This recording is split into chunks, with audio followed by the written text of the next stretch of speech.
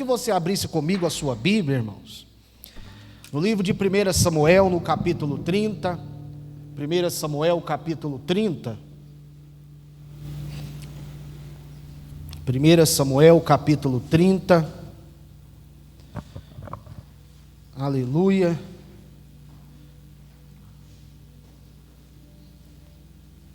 Glória a Deus. 1 Samuel, quem encontrou, diga amém. Quem não encontrou, diga, pode esperar só um pouquinho, pastor, que eu já estou próximo. Aleluia. Diz assim, do versículo 1 até o 10. Ia falando que estava ali, mas não está não. 1 Samuel, capítulo 30, versículo 1, vamos ler juntos? E sucedeu, pois, que chegando Davi e os seus homens ao terceiro dia a Ziclag, já os amalequitas tinham invadido o sul de Ziclag e tinham ferido e tinham a queimado a fogo. Verso 2. E tinham levado cativas as mulheres e todos os que estavam nela, tanto pequenos como grandes. A ninguém, porém, mataram, tão somente os levaram consigo e foram pelo seu caminho.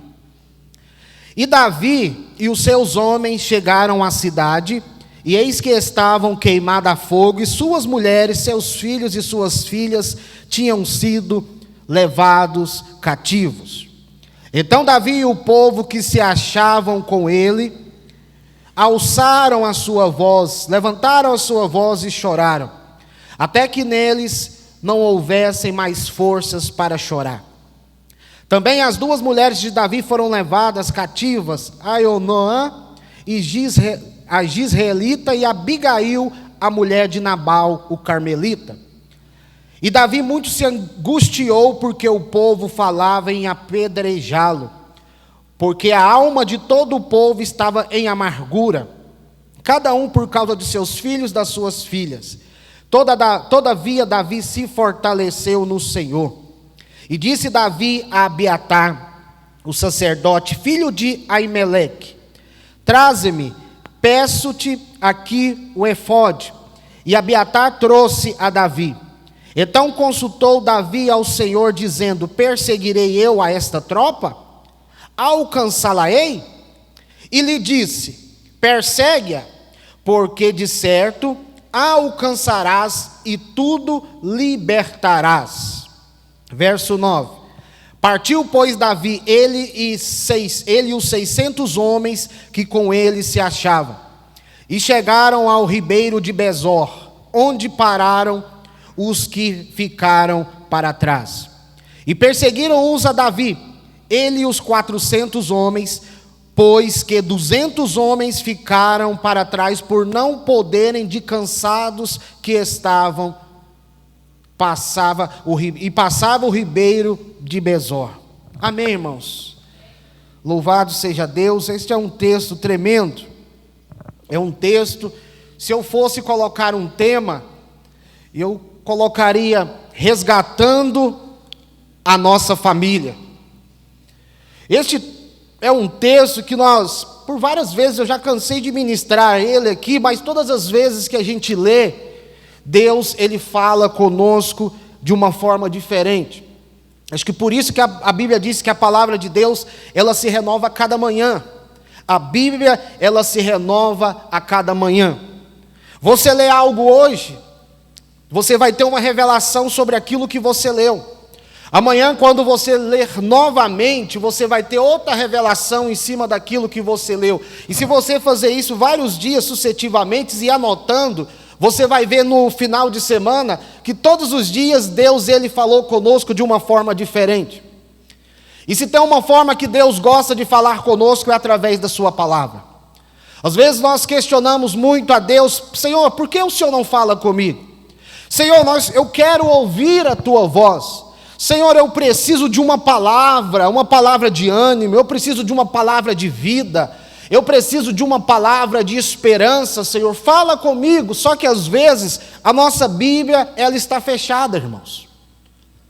Deus, Ele fala conosco de várias formas, através de sonhos, de visões, de revelação, através da tua palavra, que é a Bíblia Sagrada, mas Deus, Ele quer falar conosco todos os dias. E quando eu olho aqui para este texto é tremendo. E a primeira pergunta, Sérgio Lucas, que veio na minha mente é: qual é o preço que eu estou disposto a pagar pela minha família? Você já parou para pensar qual é o preço que você tem coragem de pagar pela sua casa? Que você tem coragem de pagar pela sua esposa, pelo seu esposo, pelos seus filhos? Qual é o preço? A Bíblia aqui, o texto que nós acabamos de ler, diz que Davi, ele pagou um preço enorme, irmãos, um preço grande. Interessante que Davi, ele era um guerreiro que era acostumado a vencer. Davi, ele não conhecia muito o que era perder, irmãos. Eu costumo brincar que a única vez que Davi perdeu foi o dia que ele ficou em casa, Valdivino. O único dia que Davi perdeu uma guerra foi o dia que ele não quis ir para a guerra, que ele quis ficar em casa e quis ficar de boa descansando, irmãos. Foi a única batalha que Davi perdeu. O mais interessante é que ele não perdeu para os inimigos, ele perdeu para ele mesmo. Ele perdeu para a vontade dele, ele perdeu para aquilo que estava no coração dele. E então a Bíblia diz que Davi, ele vai para mais uma batalha. Davi, ele reúne os seus homens, e eles vão para mais uma batalha, eles vão para mais uma luta, e eles vão, guerreiam, vencem. Estavam todos voltando alegres, irmãos, todos felizes. Imagina, irmãos, a pessoa sair para uma guerra, sair para uma batalha, todos os dias, e voltava feliz. É a mesma forma que nós, irmãos, nós levantamos cedo, vamos trabalhar, e à tarde nós voltamos, irmãos. Uns alegres, né, irmãos? Outros eu não sei, mas nós voltamos alegres, gratos, porque Deus nos deu uma oportunidade de trabalhar, irmãos. Porque Deus abriu uma porta para nós trabalharmos. E interessante que a Bíblia diz aqui que ao retornar de mais uma batalha, Davi, ele foi pego de surpresa. Davi e todos aqueles homens, volta aqui um pouco atrás, quando eu estava falando que eles estavam voltando, irmãos, creio que eles estavam voltando, comentando sobre a vitória, eles estavam voltando alegres, comentando um com o outro. Aqui eu faço uma conjectura, imagina eles falando: vencemos mais um exército, agora vamos para a nossa casa, vamos celebrar com a nossa família, vamos celebrar com os nossos filhos. Só que de repente, quando eles começam a avistar a cidade deles, quando eles começam a chegar próximo da cidade deles, eles começam a ver uma fumaça subindo, irmãos. Uma fumaça subindo de longe. E aí bate o desespero no coração de Davi. Bate o desespero no coração daqueles guerreiros. E eles correm, e a Bíblia diz que quando eles chegam lá em Ziclague, diz que eles avistaram que uma tragédia enorme. Estava tudo queimado, tudo destruído. Não tinha ficado nada sequer que não foi queimado e destruído. E de repente eles procuram os seus familiares, procuram os filhos, procuram a esposa e não encontram, irmãos. Imagina o desespero daqueles homens. Imagina a angústia no coração daqueles homens, chegar em casa, ver a casa destruída e não ter filhos e não ter a esposa. E então eles descobrem o quê? Que os filhos não tinham sido mortos, que as esposas não tinham sido mortas, mas que tinham sido o quê? Raptadas, tinham sido, no nosso linguajar hoje, sequestradas. E a Bíblia diz, irmãos, que aconteceu alguns processos na vida de Davi. Aconteceu alguns processos na vida de Davi para que ele pudesse novamente resgatar a família. E nós temos um grande desafio nos dias de hoje, irmãos, que é cuidar da nossa casa. Nós temos um grande desafio nos dias de hoje, que é cuidar dos nossos filhos. O nosso maior desafio é de nós conseguirmos colocarmos toda a nossa família dentro da arca, irmãos. Nós não podemos deixar nenhum da nossa casa fora da arca, fora das asas do esconderijo do Altíssimo, das asas do Senhor, do Todo-Poderoso. E a Bíblia diz, no versículo 4, o primeiro processo que eles passam está aí no versículo 4 aí do seu texto, irmãos.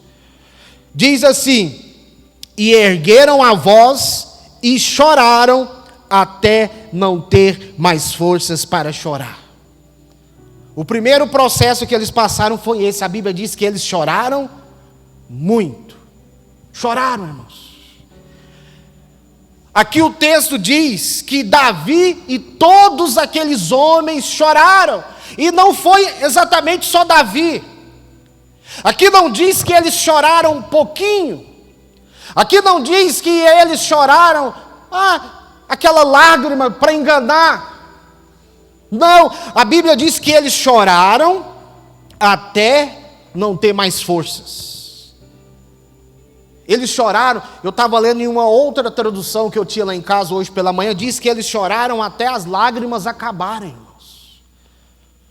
Olha só, choraram até as lágrimas acabaram.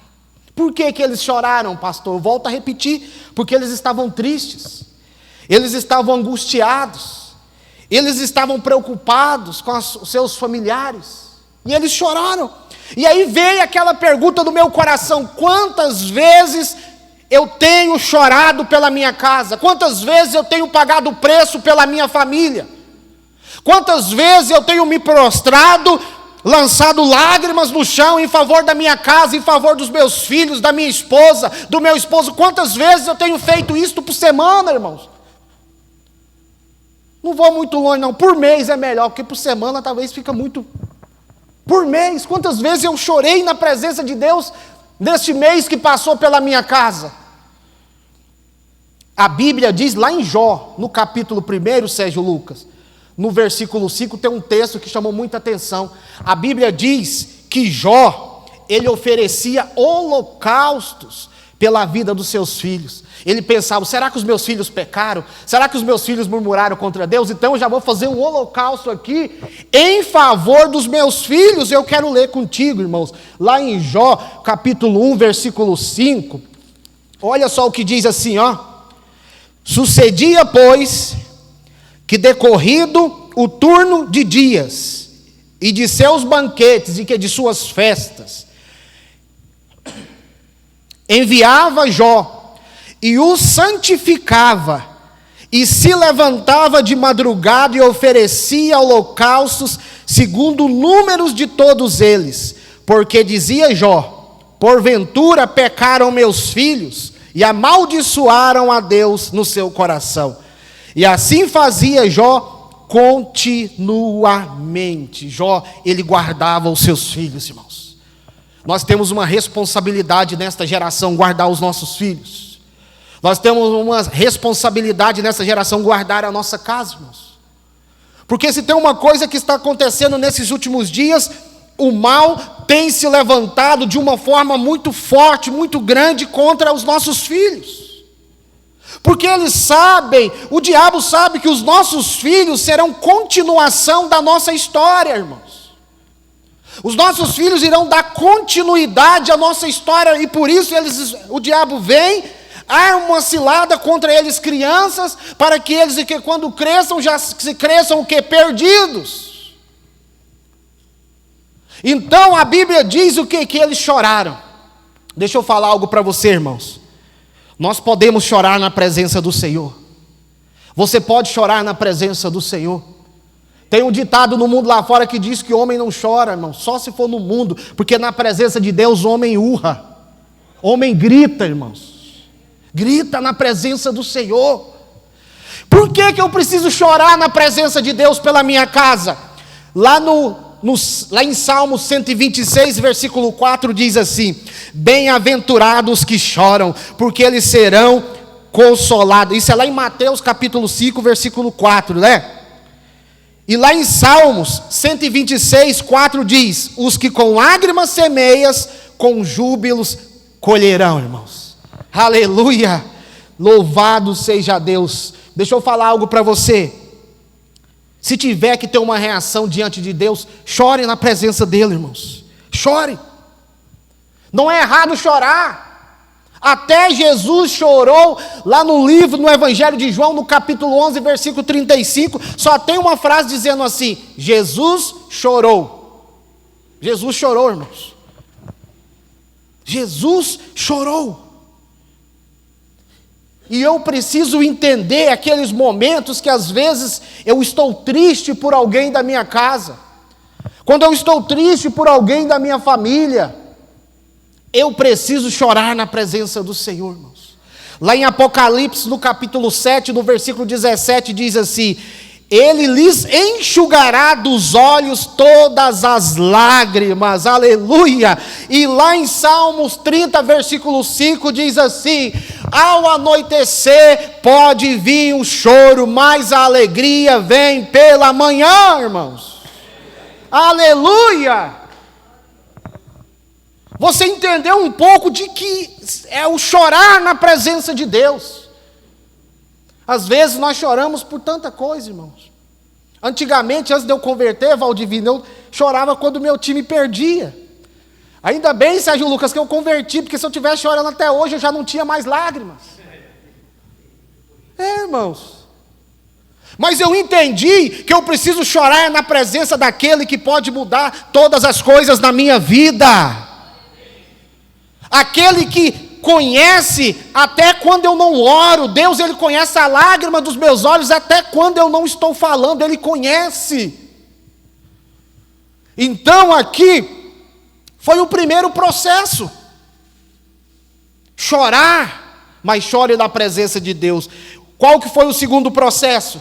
Eu preciso aprender a compreender as pessoas. É um pouco difícil, irmãos, mas nós precisamos vencer. Eu preciso aprender a compreender as pessoas. Porque se eu não entender, se eu não aprender a compreender as pessoas, irmãos, eu não vou conseguir viver nessa terra. Porque onde eu vou, estou cercado de pessoas. E se eu não entender elas, se eu não compreender elas, eu vou viver brigando. Eu vou viver arrumando confusão. Eu vou viver mandando o povo ir para o inferno. Aqui, graças a Deus, ninguém nunca falou isso. Vou viver. O segundo processo está aí. Eu preciso compreender as pessoas. No versículo 6, irmãos, lá do mesmo texto de Samuel que nós estamos lendo, diz assim: E o povo falava em apedrejá-lo, porque todos estavam em amargura. Sabe o que Deus falou comigo aqui? Muitas vezes as pessoas nos tratam mal, não porque elas são maldosas, mas porque elas estão amarguradas e feridas e não sabem demonstrar carinho e amor naquele momento que elas estão passando. Por isso que eu preciso ter essa sabedoria, irmãos. Às vezes as pessoas vão nos tratar mal. Aqui eram os guerreiros de Davi, irmãos, que eu estou falando. Eu não estou falando dos inimigos de Davi. Eram os companheiros que andavam, ajudavam Davi a vencer batalhas. De repente, eles começaram a olhar para Davi e pensaram: vou sentar a pedra nele. Eu estava trabalhando, eu fui para a guerra com ele. Ele é o nosso líder. E de repente eu chego aqui tudo destruído. A Bíblia diz que os guerreiros, eles começaram o quê? A maquinar na mente o quê? Apedrejar Davi. Por quê? Porque o coração deles estava amargurado, irmãos. Uma pessoa amargurada, ela fala coisa com coisas. E às vezes, se eu não tiver sabedoria, eu pego aquilo e levo para mim também, fico ferido e com raiva da pessoa. Porque eu não sei, eu não entendi o que a pessoa estava vivendo. Eu preciso entender, nós precisamos entender, irmãos, lá em Êxodo, no capítulo 17, eu não vou ler.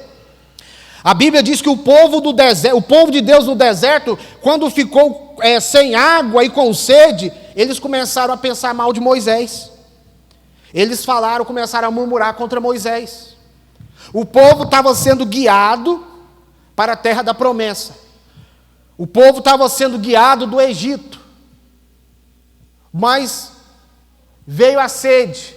E eles começaram o quê? Já questionar. Moisés é doido. Moisés nos trouxe aqui, nos tirou lá da terra do Egito para nos fazer morrer aqui neste lugar. Eu quero voltar. Eles começaram a maquinar contra Moisés. E a minha palavra para você é: nós precisamos aprender a compreender melhor as pessoas que estão em nossa volta e o seu modo de agir. Nós precisamos, irmãos. Porque muitas das coisas, às vezes, não mudam, porque nós não mudamos. A maneira como olhamos as pessoas muda a forma que nós somos vistos por elas, irmãos. E eu continuo aqui para nós terminarmos. Outro processo que Davi passou lá no versículo 6, no final do versículo 6. Ele reanimou-se em Deus, irmãos. Não tem outro lugar melhor para você se reanimar quando você está triste do que em Deus. Talvez você vai me procurar para te ajudar, e talvez eu não vou conseguir reanimar você. Eu vou falar, vou orar, vou te ajudar, mas talvez você não vai sair daquele jeito. Mas quando eu recorro a Deus, quando eu chego diante de Deus e rasgo meu coração diante de Deus, rasgo as minhas vestes diante de Deus, Ele traz ânimo para os nossos corações, irmãos. No versículo 6 diz assim: Davi muito se angustiou, porém Davi se reanimou no Senhor seu Deus. Aleluia, irmãos. Não adianta apenas ficar chorando e tentar compreender as pessoas. Eu preciso me voltar, como que eu posso? Me prostrar diante de Deus e pedir que o Senhor me reanime. Nós precisamos levantar e agir, irmãos. Lá no livro de Ezequiel, Deus falou: Ezequiel, põe-te em pé, porque eu falarei contigo. Põe-te em pé. Deus está dizendo para nós: põe-te em pé, porque eu falarei contigo. Lá em Salmo 108, versículo 12, diz assim: pois vão é o socorro do homem. Foi o que eu falei, às vezes eu vou tentar te socorrer, mas não vai ter jeito, irmãos. Mas quando eu recorro no Senhor, quando eu busco ânimo no Senhor, Ele nos fortalece. Lá em Filipenses, no capítulo 4, 13, diz, que a alegria do Senhor é a nossa força. A alegria do Senhor é a nossa força. Então a minha palavra para você é: busque se fortalecer do Senhor, irmãos. Nós já entramos no mês de agosto. Você já fez uma retrospectiva desses meses que passou na sua vida, irmãos? De janeiro até dia 6 de hoje. O tanto de coisas que não passaram em nossas vidas, o tanto de luta que nós enfrentamos até chegar aqui, o tanto de coisas que aconteceram que às vezes geraram tristeza em nossos corações até chegar aqui, mas louvado seja Deus que você está aqui, irmãos. Você está aqui. E Deus, Ele vai te fortalecer para você terminar o ano, irmãos. Em nome de Jesus, Deus vai te dar forças, Deus vai te dar ânimo, Deus vai te dar coragem, Deus vai te levantar e vai te dar força para vencer todos os gigantes que se levantam contra a tua vida, irmãos. Porque gigantes vão aparecer. Talvez quando sair aquela porta você vai deparar com o gigante. E aí você precisa ter força para vencer. E a Bíblia diz, olha só, que depois que ele reanimou no Senhor, ele fez algo, irmãos, que nós precisamos aprender a fazer. A Bíblia diz no versículo 8 que Davi, ele consultou o Senhor. Amém, irmãos? Deixa eu falar algo para você antes de qualquer decisão, antes de tudo que você for fazer, ore a Deus, busque uma confirmação em Deus a respeito das decisões que você vai tomar. A Bíblia diz o que Davi, ele chegou até o Senhor, ele consultou ao Senhor, e o Senhor falou: ó, Davi, positivo, pode ir. Deus primeiro aprovou, e depois que Deus aprovou, Davi foi. Às vezes nós queremos ir, depois que nós já estamos lá, queremos que Deus aprove, irmão. Eu não posso ser assim. Davi sabia que se Deus falasse não, ele não iria, irmãos. Era a família dele que estava lá, mas se Deus falar, Davi, não vai nessa não, companheiro. Não vai não, como diz o nosso linguajar aqui, que é latada, vai dar errado. Davi fala, Senhor, não vou. Diferente de nós, que às vezes Deus fala não e a gente vai, irmão. E a gente volta, ó. Igual que esse cachorrinho quando foge de casa, ele volta assim pelas beiradas, irmão. Beiradinha da porta, assim, vem chegando doido. Irmãos, por quê? Porque eu fui sem consultar a Deus, sem receber uma resposta de Deus, e lá na frente deu errado, e aí eu tenho que voltar e começar de novo, algo que talvez já estava para o final. Deixa eu falar algo para você, não faça nada antes de orar. Não faça nada antes de você ter a certeza que Deus está na frente dessa situação. Nós não podemos, irmãos. Porque um dos princípios que eu aprendi com Deus se chama obediência. E hoje, o que nós vivemos hoje, o que nós contemplamos hoje, foi fruto da obediência de um homem lá em Gênesis, de um homem chamado Abraão, que obedeceu a Deus sem saber para onde ele iria, mas com quem ele estava indo. A obediência, ela nos faz a ir em lugares que às vezes, de uma outra forma, eu não conseguiria chegar. E lá em Salmos 37, verso 5, diz assim: agrada-te do Senhor, seu Deus, e Ele satisfarás os desejos do teu coração. Está fácil, né, irmãos? Não precisa de muito sacrifício, não. É só agradar a Deus. Na minha Bíblia diz, agrada-te do Senhor teu Deus, Ele satisfará os desejos do teu coração. Aqui está no plural, não está no singular. Aqui está dizendo que quando eu agrado a Deus, quando eu sou obediente a Deus, quando eu sou fiel a Deus, quando eu obedeço a Deus, quando eu faço aquilo que Deus me pediu para mim fazer, Ele vai o quê? Satisfazer as demais coisas da minha vida.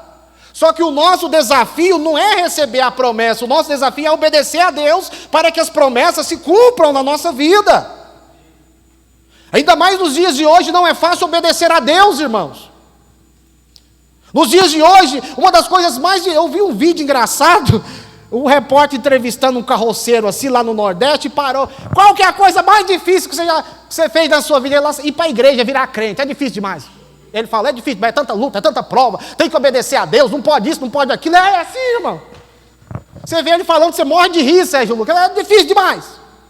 Mas vale a pena no final. Ele fala, tem luta, tem prova, até difícil, que você tem que obedecer, tem que renunciar, tem que parar de fazer isso, tem que parar de fazer aquilo, mas vale a pena no final.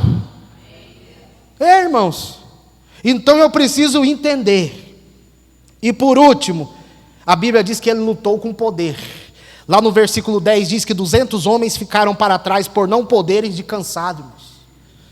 Outra lição que eu preciso entender aqui. Aqui diz que alguns companheiros de luta de Davi não aguentaram a caminhada, de tão difícil que estava. E Davi reconheceu o esforço deles, irmãos. Davi falou, vocês estão cansados, então pare aqui, porque se vocês chegarem lá cansados, eles vão te matar, então desista, para no meio do caminho. E o que Deus falou comigo? Cada pessoa ela tem um ritmo, irmãos. Cada pessoa tem um limite diferente, cada pessoa tem uma força diferente, e aí cabe a mim a respeitar os limites das pessoas.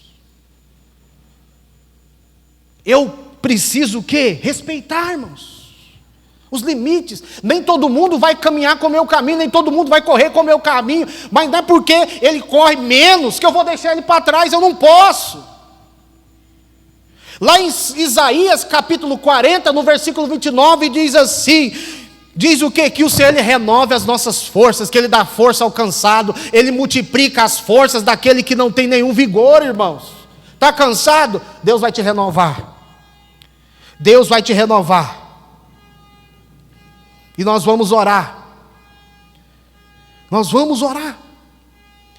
Até Jesus, irmãos, em situações difíceis, de crise, ele parava, ele se retirava do meio da multidão para renovar as suas forças e continuar. Igual esses dias eu postei uma frase na internet, eu falei, se descansar não é pecado. Não é pecado, tem muita gente que colocou no coração que se descansar é pecado. Não, irmãos. Está igual a história, diz que, irmão Sebastião, diz que o pastor anunciou no culto da igreja, falou, ó, irmãos, segunda-feira estou saindo de férias. E a irmã levantou, pastor, o diabo não tira férias não. E ele falou, por isso que a vida dele é um inferno, irmão, ele não descansa. Irmão, nós precisamos descansar. Porque quando eu descanso, eu estou renovando as minhas forças. Tem muita gente que está andando no limite, irmãos. Tem muita gente que está andando assim no limite. Quando eu ando no limite, qualquer momento eu posso cair e parar numa cama. Quando eu ando no limite. Nós precisamos o quê? Descansar no Senhor, irmãos. Descansar. Mas deixa eu falar algo para você. Descansar no Senhor não pode ser desculpa de relaxamento para mim não continuar. Porque a Bíblia diz, lá em Mateus 11:12, o quê? O reino dos céus é tomado pelos esforços. E os que se esforçam, se apoderam dele. Não pode sair daqui e falar, ó, chegar em casa, ó, esse mês eu vou descansar. Vou ficar só descansando até Jesus voltar. E não, irmão. Nós precisamos aprender. E o Senhor diz para Josué, para nós orarmos. E a palavra de Deus para nós é, não te mandei eu? Ser forte, ser corajoso, não temas, não fique com medo, porque o Senhor teu Deus é contigo por onde quer que você andares, irmãos. Essa é a palavra de Deus para você, o Senhor Ele é contigo. Onde você andar, Deus vai andar contigo, irmãos. Deus vai te guardar. Deus nos guardou até hoje, irmãos. Deus nos guardou até hoje e Ele vai continuar guardando. Queria que você se colocasse de pé. Nós vamos orar. E nós iremos falar com Deus, dizer, Senhor, nos ensina, Pai. Nos ensina a vencer os desafios. Nos ensina, Pai, nos dê força para não pararmos. E a Bíblia diz, irmãos, depois você lê na sua casa, olha só, depois você lê na sua casa, quer ver? O final dessa história. O final dessa história está lá no versículo 18 ao 20. O final dessa história que nós acabamos de ler. Deixa eu ler aqui que já está aqui. Assim livrou Davi tudo quanto tomaram os amalequitas. Também as suas 2 mulheres livrou Davi. E ninguém lhes faltou, desde o menor até o maior, e até os filhos e as filhas. E também, desde o despojo, até tudo quanto lhe tínhamos tomado, tudo Davi tornou a trazer de volta. Também tomou Davi todas as ovelhas e vacas, e levavam-nas diante do outro gado, e diziam, este é o despojos de Davi. O Senhor deu vitória para Davi, irmãos. A atitude de Davi no presente gerou uma vitória lá no futuro. A nossa atitude hoje vai determinar a nossa vitória amanhã. A minha atitude diante da luta, dos obstáculos, das dificuldades, das coisas boas, vão determinar onde vai ser o meu próximo passo, irmãos. Deixa eu orar por você.